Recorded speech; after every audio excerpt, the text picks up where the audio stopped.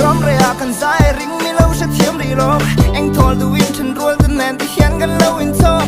ขวาเรียกอมเฮาเล่าตูดโปกันนี่ไม่ไทยบกเอ็งโปดิเซมิดไม่กันเฟ้งต่อเล่ากันหิมมันลองฮันเดียเราเตะไอ้มัวฉันนัดจังให้ขับน้ำตกกันสายไหลฉันรัวกันกินทกขัดนึกปุยในโต๊ะแต่ไหลเสียนักกันแค่ต่อเราจะสร้างเฮียนไปได้เฮียนยิ่งนักเฮียนหัวนัดเด็ดที่เกียงเสกันเป็นส่วนต้นและกันสูงอัดแทงเพียงแต่